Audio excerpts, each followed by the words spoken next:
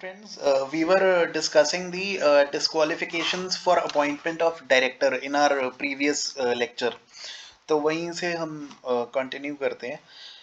Section 164 बता रहा है हमें कि कब एक इंडिविजुअल डिस्क्वालिफाइड होगा from being appointment as a director, from being appointed as a director.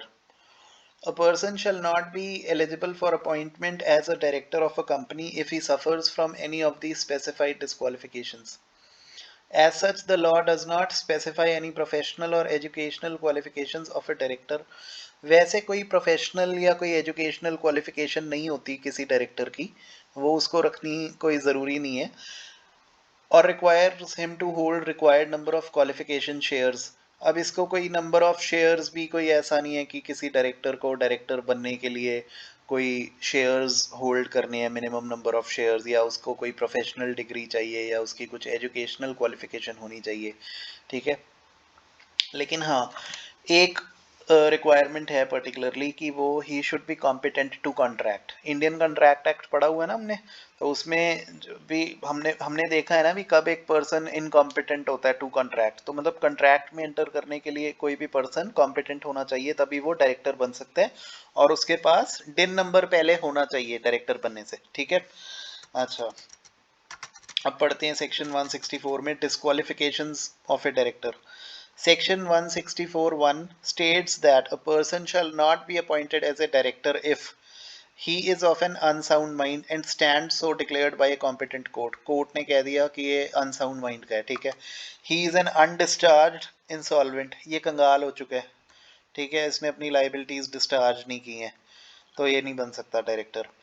He has applied to be adjudicated as an insolvent and his application is pending. इसने किसी मतलब कहीं पे एप्लीकेशन लगा दी है कि मेरे को घोषित कर दिया जाए इंसॉल्वेंट और इसकी अनडिस्चार्ज लाइबिलिटीज हैं, तो फिर ये इसने तो एप्लीकेशन लगाई है कि इसको कंगाल डिक्लेयर कर दिया जाए, तो ये कैसे बन सकता है director. He has been convicted by a court of any offence, whether involving moral turpitude or otherwise, in sentenced to imprisonment for not less than 6 months and a period of 5 years has not elapsed from the date of expiry of the sentence. इसको convict कर दिया गया है court द्वारा. Convict का क्या मतलब है कि भी इसको दोषी ठहराया गया है मॉरल टर्पिट्यूड की वजह से या वैसे, और इसको कम से कम 6 महीने की सजा हो चुकी है. ठीक है, and sentenced to 6 months of not less than 6 months of imprisonment and a period of 5 years has not elapsed from the date of expiry of the sentenced. और अभी इसको जब से इसको इम्प्रिजनमेंट के लिए बोला गया था, सेंटेंस किया गया था इम्प्रिजनमेंट के लिए, उसके बाद अभी 5 साल जो है वो इलैप्स नहीं हुए हैं. ठीक है, तो मतलब अगर किसी को कोर्ट ने कन्विक्ट किया गया किसी ऑफेंस के लिए, चाहे मॉरल टर्पिट्यूड के लिए चाहे अदरवाइज, और अगर उसको इम्प्रिजनमेंट के लिए भेज दिया गया कम से कम 6 महीने के लिए अगर सेंटेंस कर दिया गया, और इस बात को अभी 5 साल से ज़्यादा लैप्स नहीं हुए from the date of expiry of the sentence, मतलब जब इसका सेंटेंस खत्म होगा अभी 5 साल तक उसके भीतर, मतलब अभी ये नहीं बन सकता डायरेक्टर. ठीक है, however in case of a person convicted of any offense and sentenced in respect of thereof to imprisonment for a period of 7 years or more shall not be eligible to be appointed as a director in any company.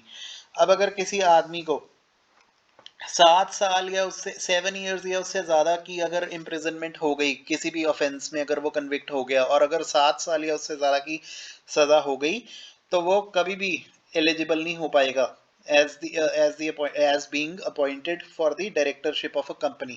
क्यों? क्योंकि ऐसा मतलब section 164 कह रहा है, तो इस case में क्या 5 इयर्स की क्या लिमिट देखेंगे? The answer is no. 7 साल या उससे ज्यादा के लिए अगर कोई बंदा जेल में रह चुका है, कन्विक्टेड है, ठीक है, तो उस केस में 5 साल का जो पीरियड है इस सेंटेंस के बाद अगर 5 साल इलैप्स हो भी जाएंगे तब भी ये नहीं बन पाएगा. ठीक है, लेकिन अगर 7 साल के लिए जेल नहीं गया, अगर कम से कम 6 महीने की सजा हुई है और 7 साल नहीं हुए और सेंटेंस एक्सपायर होने के बाद 5 साल अगर अभी इलैप्स नहीं हुए, तब नहीं बन सकता. तो अगर कम से कम 6 महीने की सजा है और अभी 7 साल से कम की सजा है और अगर एक्सपायरी ऑफ सेंटेंस के बाद अगर 5 साल हो चुके हैं तो फिर बन सकता है, ठीक है। लेकिन अगर 7 साल या उससे ज्यादा की सजा हुई तो फिर 5 साल भी जब एक्सपायर हो जाएंगे फ्रॉम दी सेंटेंस तब भी नहीं बन पाएगा। An order disqualifying him for appointment as a director has been passed by a court or tribunal and the order is in force. Court ने या किसी ट्रिब्यूनल ने, कोर्ट कचहरी ने या किसी ट्रिब्यूनल ने एक ऑर्डर पास कर दिया जिससे कि इसको डिस्क्वालीफाई कर दिया है from being appointed as a director, और ये ऑर्डर अभी लागू हुआ है इस समय, the order is in force, ठीक है। तो ये सेक्शन 164 की डिस्क्वालिफिकेशंस में अभी हमने कुछ पॉइंट्स पढ़े हैं, अब आगे देखते हैं। He has not paid any calls in respect of any shares of the company held by him and 6 months have elapsed from the last day fixed for the payment of the call, it is immaterial whether shares are held individually by him or jointly with others. अब ये ना company का share holder है जिसको director नियुक्त करना चाहती है कंपनी, 6 महीने से ऊपर हो चुके हैं लास्ट डे से, जब कॉल्स की ड्यू डेट थी, जब पैसे देने थे इसने शेयर्स के, तो इसने वो पैसे 6 महीने से ऊपर हो गए, लास्ट डे फिक्स्ड है, तो अभी तक इसने पैसे नहीं दिए, चाहे जॉइंटली शेयर कर रहा है चाहे इंडिविजुअली शेयर कर रहा है। He has been convicted of any offence of dealing with related party transactions under section 188 at any time during the last 5 preceding years. Related party transactions में ना, अब रिलेटेड पार्टीज कौन सी होती हैं, आपको पता ही है ना, जैसे मान लो कि रिलेटेड पार्टी ट्रांजैक्शंस के बारे में आगे देखेंगे जब आएगा, मतलब रिलेटेड पार्टी हम इनकम टैक्स में भी पढ़ते ही हैं, तो हमें कहीं ना कहीं पता है कि रिलेटेड पार्टी ट्रांजैक्शंस क्या होती हैं। तो अगर रिलेटेड पार्टी ट्रांजैक्शंस के केस में अगर इसने कोई सज़ा भुगती है, इसको कोई ऑफेंस के लिए कन्विक्ट किया गया है रिलेटेड पार्टी ट्रांजैक्शंस के केस में, सेक्शन 188 में, किसी भी दौरान पिछले 5 सालों में, during the last 5 preceding years, तो ये जो है ना नहीं बन सकता डायरेक्टर, ये डिस्क्वालीफाई हो जाएगा। डिन नंबर के साथ इसने कंप्लाई नहीं किया, मतलब इसके पास डिन नंबर नहीं है सेक्शन 152 सब सेक्शन 3 का। He has not complied with the provisions of section 165(1) relating to the holding of specified number of directorships. हमें पता है ना कि यार होल्ड भी कुछ नंबर ऑफ डायरेक्टरशिप्स होती हैं, सेक्शन 165(1) बताएगा कि मैक्सिमम नंबर ऑफ डायरेक्टरशिप्स एक डायरेक्टर कितनी होल्ड कर सकता है। तो सेक्शन 165(1) में जो मैक्सिमम नंबर ऑफ डायरेक्टरशिप्स है उससे ज्यादा अगर इसके पास हुई, ठीक है, तो ये उस केस में भी डिस्क्वालीफाई हो जाएगा डायरेक्टर बनने से।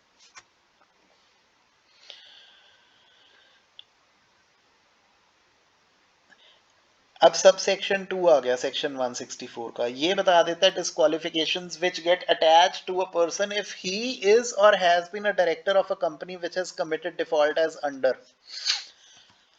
अच्छा, अब अगर मान लो ऊपर वाले पॉइंट में जो सब सेक्शन 1 में जो है डिस्क्वालिफिकेशंस आ रही थी, मान लो अगर वो एप्लीकेबल नहीं हो रही किसी इंडिविजुअल पे, लेकिन ये वाली डिस्क्वालिफिकेशंस एप्लीकेबल हो गई जो सेक्शन 164 सब सेक्शन 2 में लिखी हैं, तो ये डिस्क्वालिफिकेशंस कब अटैच हो जाएंगी इसको, अगर ये इस कंपनी में डायरेक्टर है या रह चुके ऐसी कंपनी में director which has committed a default as under, his company has not filed financial statements or annual returns for any continuous period of 3 financial years. ROC के पास मतलब इन्होंने फाइनेंशियल स्टेटमेंट या एनुअल रिटर्न एक भी अगर इनमें से फाइल नहीं किया, क्योंकि और लिखा है कंटिन्यूस 3 साल के लिए, या फिर his company has failed to repay the deposits accepted by it or pay the interest thereon or to redeem any debentures on the due date or pay interest due thereon or pay any dividend declared and such failure to pay or redeem continues for 1 year or more, तो उस case में भी ये disqualify हो जाएगा। तो in both the above cases of default, the director concerned shall not be eligible to be reappointed as a director of such defaulting company or appointed in some other company for a period of 5 years from the date on which the said company has committed the default. तो ये दोनों 164 subsection 2 में जो conditions बताई हैं उस date से लेके अगले 5 साल तक उस डेट से 5 साल तक उस कंपनी में भी नहीं डायरेक्टर बन सकता जिस कंपनी ने डिफॉल्ट किया, और किसी और कंपनी में भी वो डायरेक्टर नहीं बन सकता। ठीक है, तो अब एक बार हम सेक्शन 164 1 और 2 जो है अब ये पढ़ लेते हैं एक बार ना।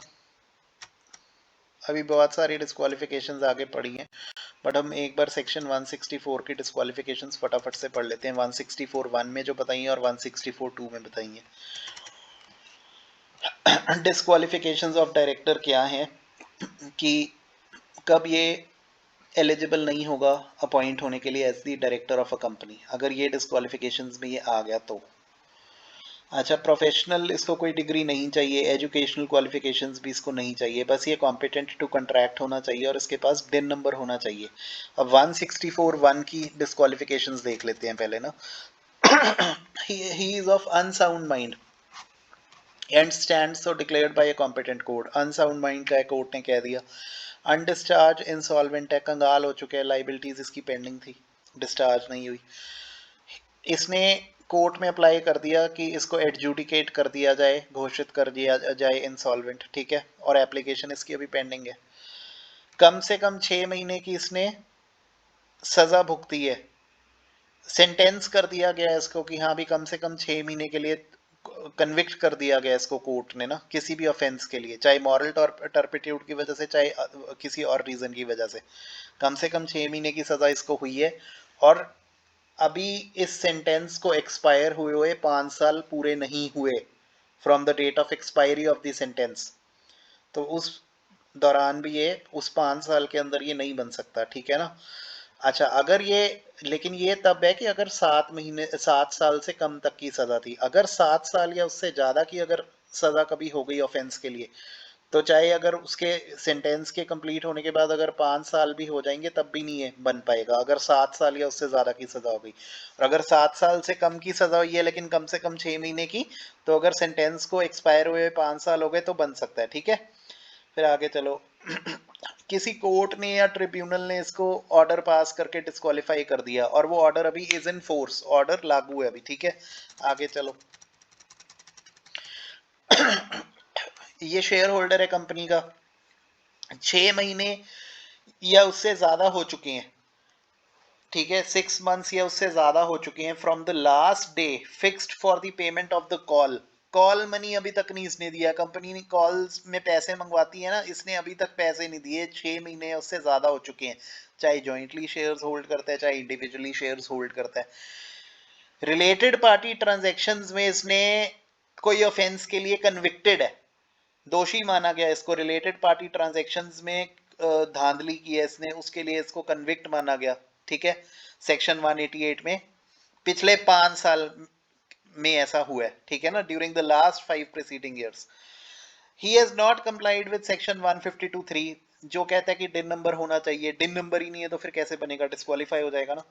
सेक्शन 165(1) बताता है कि यार इतनी ही नंबर ऑफ डायरेक्टरशिप्स होल्ड कर सकता है, उसके साथ कंप्लाई नहीं किया, ज्यादा कंपनियों में डायरेक्टर बनना चाहा इसने, तो डिस्क्वालीफाई हो जाएगा ऑटोमेटिकली। ठीक है, डिस्क्वालिफिकेशन सेक्शन 164 सबसेक्शन 2 की क्या है। अदरवाइज बंदा डिस्क्वालिफाइड नहीं था सेक्शन 164(1) में, लेकिन उस कंपनी ने कुछ ऐसा काम कर दिया जिस कंपनी का ये डायरेक्टर है, तो ये डिस्क्वालीफाई, इसको भी ये डिस्क्वालिफिकेशंस अटैच हो जाएंगी। क्या कि 3 फाइनेंशियल ईयर्स के लिए लगातार कंपनी ने फाइनेंशियल स्टेटमेंट्स या एनुअल रिटर्न्स आरओसी के पास फाइल नहीं किए, या फाइनेंशियल स्टेटमेंट्स या फिर एनुअल रिटर्न्स, और लिखा हुआ है और, दोनों में से एक, 3 साल तक फाइल नहीं किए लगातार। His company has failed to repay the deposits accepted by it or pay the interest thereon, or to redeem any debentures on the due date or pay interest due thereon or pay any dividend declared। Deposits वापस नहीं किए company ने, deposits के ऊपर interest नहीं दिया, debentures का पैसा वापस नहीं किया ड्यू डेट पे, या इंटरेस्ट नहीं दिया, डिविडेंड डिक्लेयर करके पे नहीं किया, ये फेलियर या फेलियर टू पे और रिडीम कंटिन्यूज फॉर 1 ईयर और मोर। ऐसी कंपनी में डायरेक्टर है जिस कंपनी ने 1 साल या उससे ज्यादा तक डिपॉजिट्स का पैसा जो है वो वापस नहीं किया, या इंटरेस्ट नहीं दिया, डिबेंचर्स नहीं वापस किए रिडीम, या फिर उसका इंटरेस्ट नहीं दिया। ठीक है, या डिविडेंड डिक्लेयर करके उसको पे नहीं किया, इसको 1 साल या उससे ज्यादा हो गया इस डिफॉल्ट को, ऐसी कंपनी में डायरेक्टर है। या फिर फाइनेंशियल स्टेटमेंट्स या एनुअल रिटर्न्स उसने फाइल नहीं किया आरओसी के पास लगातार 3 साल के लिए, तो दोनों केसेस में डायरेक्टर जो है एलिजिबल नहीं होएगा रीअपॉइंटमेंट होने के लिए। डायरेक्टर इस कंपनी में भी, डिफॉल्टिंग कंपनी में भी नहीं बन पाएगा डायरेक्टर, या रीअपॉइंटमेंट नहीं हो पाएगा, या किसी और कंपनी में भी नहीं हो पाएगा 5 साल तक, from the date on which the set company has committed such default. When a person is appointed as, अब आगे चलते हैं, when a person is appointed as a director in a defaulted company, however in case a person is appointed as a director of a company which has committed default as per clause A or B above, shall not incur the disqualification for a period of 6 months from the date of his appointment.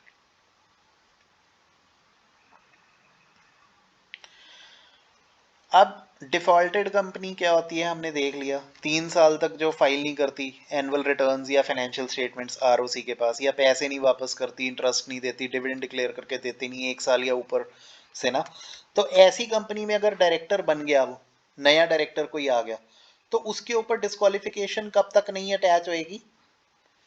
From a period of 6 months from the date of his appointment, 6 महीने तक from the date of his appointment, ये जो disqualification है इसको attach नहीं होएगी defaulted company में।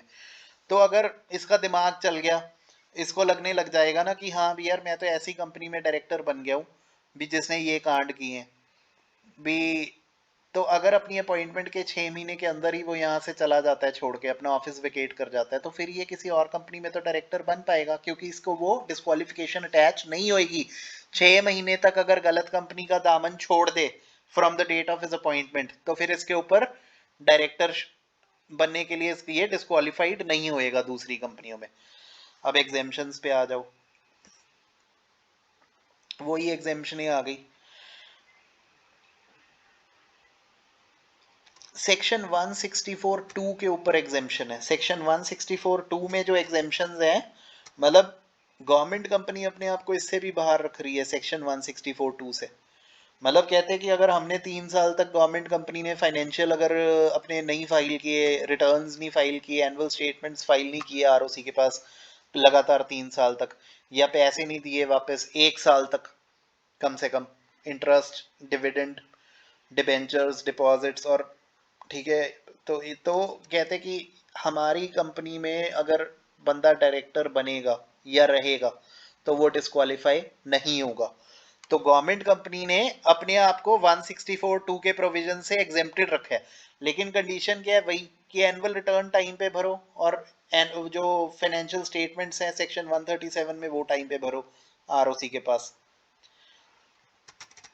ये रूल भी बड़ा इंपॉर्टेंट है याद रखने वाला, कि गवर्नमेंट कंपनी ने बोला है कि अगर हम ऐसा डिफॉल्ट करते हैं कि हम डिविडेंड डिक्लेयर करके नहीं दे रहे 1 साल तक या उससे ज़्यादा, या अगर इंटरेस्ट या डिबेंचर्स या डिपॉजिट्स या उसका इंटरेस्ट 1 साल या उससे ज़्यादा नहीं दे रहे, तो हमारे केस में वो डायरेक्टर हमारा जो है वो डिस्क्वालीफाई नहीं होएगा डायरेक्टरशिप के लिए हमारी कंपनी में या दूसरी कंपनी के लिए, ठीक है। लेकिन ये एग्जेम्पशन तभी लगेगी अगर सेक्शन 137 और 92 में एनुअल रिटर्न और जो फाइनेंशियल स्टेटमेंट है आरओसी के पास अगर इन्होंने टाइमली फाइल की हैं तो, ठीक है। और वही 3 साल तक अगर ये फाइनेंशियल स्टेटमेंट्स अपने या एनुअल रिटर्न्स आरओसी के पास नहीं फाइल करते, तब भी इनके ऊपर ये कंडीशन नहीं लगती गवर्नमेंट कंपनी के ऊपर, 164(2) नहीं लगता।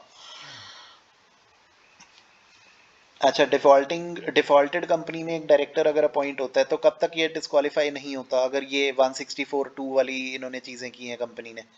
6 महीने तक from the date of his appointment. अगर 6 महीने from the date of his appointment अगर उसके अंदर ही ये निकल जाता है कंपनी से, तो फिर ये आज़ाद है, फिर ये डायरेक्टरशिप से डिस्क्वालीफाई नहीं होता किसी और कंपनी में, ठीक है। लेकिन अगर 6 महीने from the date of his appointment lapse हो गए उसके बाद भी ये रहता है ऐसी कंपनी में डायरेक्टर, फिर इसके ऊपर ये 164(2) वाली डिस्क्वालिफिकेशन इसके ऊपर भी अटैच हो जाएंगी, ठीक है।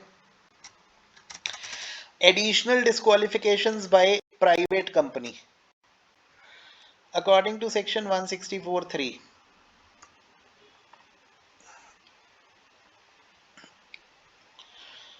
अब प्राइवेट कंपनी जो सब्सिडरी नहीं है पब्लिक कंपनी की, is permitted to provide for additional disqualifications through its articles for appointment of a person as a director besides those specified in subsection 1 and 2 of section 164. Thus, it may specify certain qualifications like a graduate only to be the director or prospective director should hold certain number of qualification shares, etc. तो मतलब private company में तो देखो ना, बाहर का पैसा लगा नहीं हुआ, तो जब लोगों का इंटरेस्ट इन्वॉल्व नहीं होता, तो इसीलिए कंपनीज एक्ट प्राइवेट कंपनी को कहता है कि यार कुछ भी करो, अपने आर्टिकल्स में लिख दो। प्राइवेट कंपनी क्योंकि आर्टिकल्स रूल्स देते हैं ना, आर्टिकल्स में इन्होंने लिख दिया कि हाँ भी हमारे डायरेक्टर के पास ना ये क्वालिफिकेशन होनी चाहिए। अब सब सेक्शन 1 और 2 है जो सेक्शन 164 का, वो तो कुछ डिस्क्वालिफिकेशंस बता रहे हैं।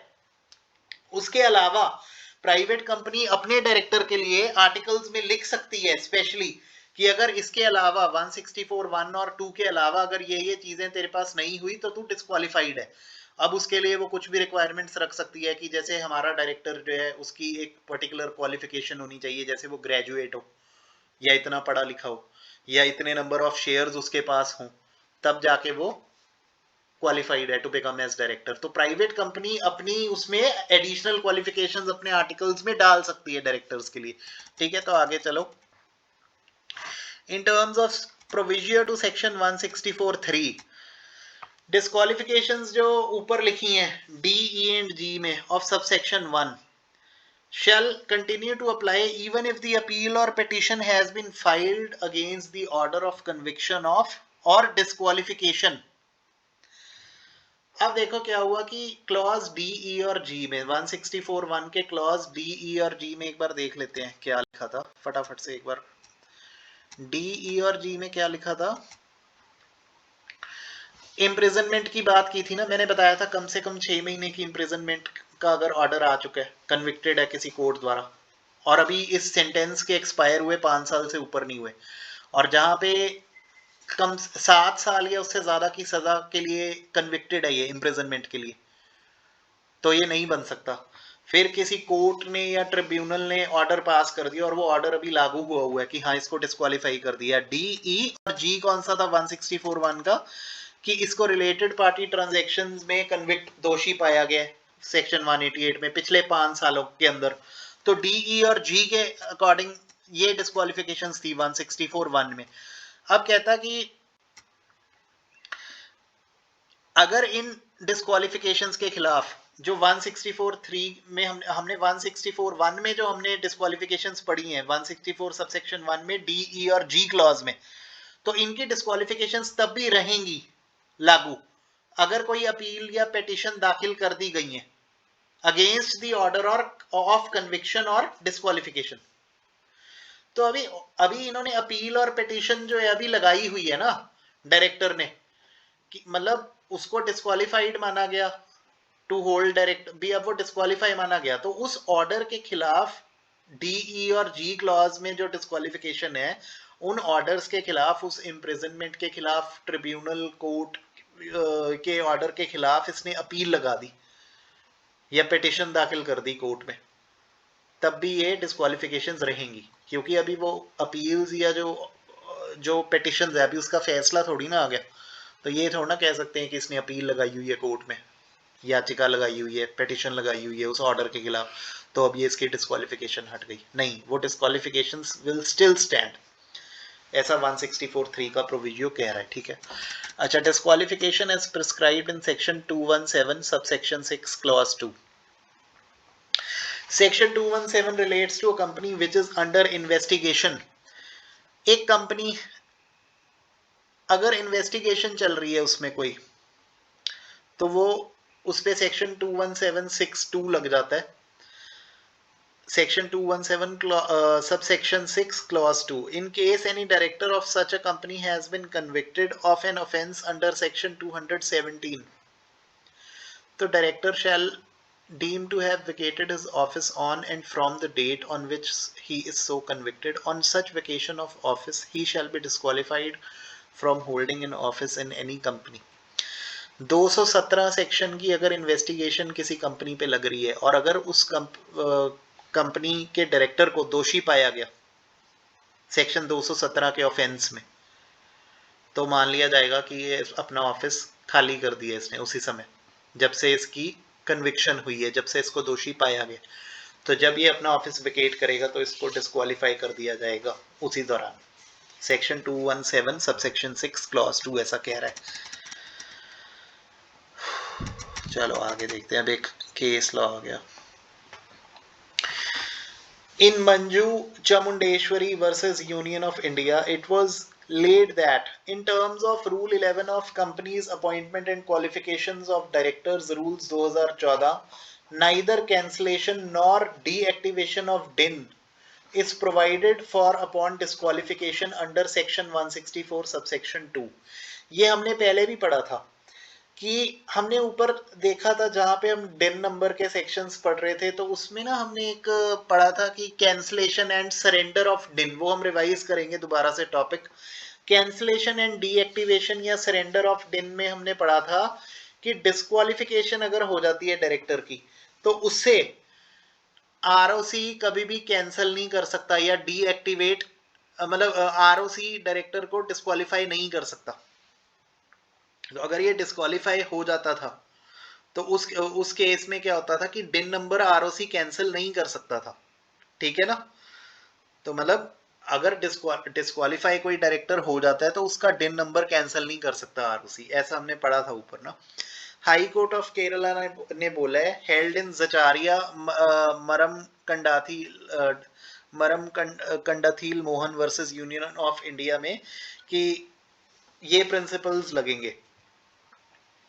Section 164 disqualifying directors of companies for a period of 5 years on failure to submit annual returns or financial statements for 3 consecutive years is not ultra vires Article 14 or Article 19 1G of the Constitution.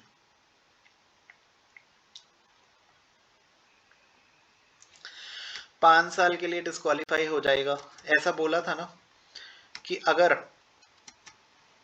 हमने 164(2) की disqualification पढ़ी है, अगर ये financial statements नहीं file करती कोई company या एनुअल रिटर्न नहीं फाइल करती 3 लगातार कंसेक्यूटिव फाइनेंशियल ईयर्स के लिए, तो जब से डिफॉल्ट हुआ था उस डेट से लेके 5 साल तक जो है डायरेक्टर डिस्क्वालीफाई हो जाता है उस कंपनी में रीअपॉइंट होने के लिए एज अ डायरेक्टर, या किसी और कंपनी में भी अपॉइंट या रीअपॉइंट होने के लिए।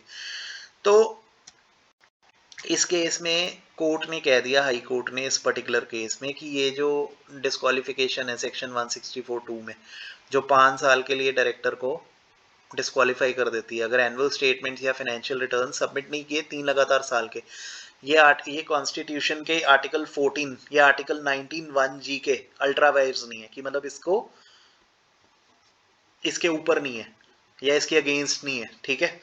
Section 164(2) which had come into force from 1/1/2014 would have prospective and not retrospective effect, and defaults contemplated under section 164(2)(a with regard to non-filing of financial statements or annual returns for any continuous period of 3 financial years to be counted from the financial year 2014-15 only। ये 164(2) की जो disqualification आई है ये 1 जनवरी 2014 में ही तो आई है ये, ठीक है। तो 1 जनवरी 2014 से क्योंकि ये डिस्क्वालिफिकेशन आई है तो ये प्रोस्पेक्टिव इफेक्ट से लगेगी, ना कि पीछे से। रेट्रोस्पेक्टिव इफेक्ट से ये नहीं लगेगी।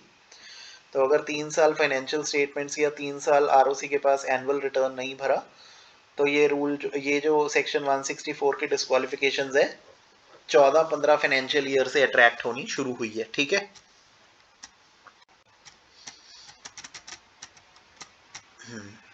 और ये जो सेकंड वाली डिस्क्वालिफिकेशन है कि डिपॉजिट्स या इंटरेस्ट या डिबेंचर्स या उसका इंटरेस्ट या डिविडेंड डिक्लेयर करके दिया नहीं, अगर 1 साल या उससे ज़्यादा चलता है ये डिफ़ॉल्ट, तो भी वो जब से डिफ़ॉल्ट हुआ तो उस कंपनी ने जब से डिफ़ॉल्ट किया उस डेट से लेके 5 साल तक उस कंपनी में रीअपॉइंट नहीं हो सकता या किसी और कंपनी में अपॉइंट नहीं हो सकता एज अ डायरेक्टर, ठीक है। तो ये जो 164(2) की डिस्क्वालिफिकेशन है ये 1/1/2014 को ये रूल निकाला गया था, तो इसलिए 2014-15 से ये एप्लीकेबल होंगी फाइनेंशियल ईयर से। डिस्क्वालिफिकेशन जो 164(2) की है ये टेम्पररी नेचर की है।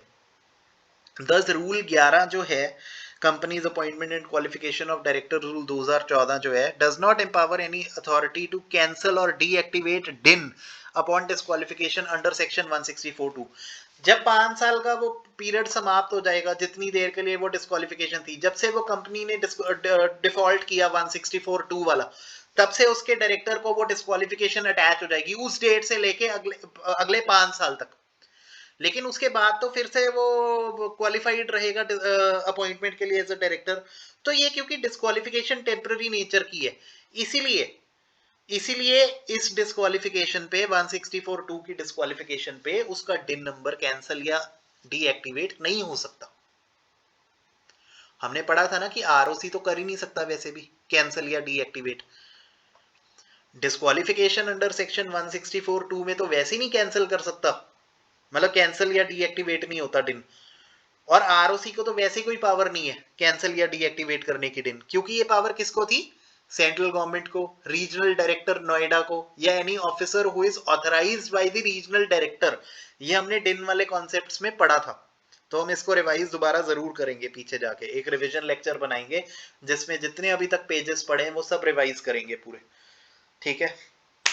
अब नेक्स्ट कॉन्सेप्ट आ गया, maximum number of directorships under section 165। अभी 1 मिनट का ब्रेक ले लेते हैं, आप इतने रीड कर लो जो हमने पढ़ा है। और ये हम क्या कहाँ से पढ़ रहे हैं? इंस्टीट्यूट के सेल्फ पेस्ड ऑनलाइन मॉड्यूल में से, जो सीए फाइनल के बोर्ड ऑफ स्टडीज ने बनाया। इंस्टीट्यूट की वेबसाइट से ही जाके डाउनलोड कर लो। अभी 1 मिनट का ब्रेक लेके फिर आगे करते हैं।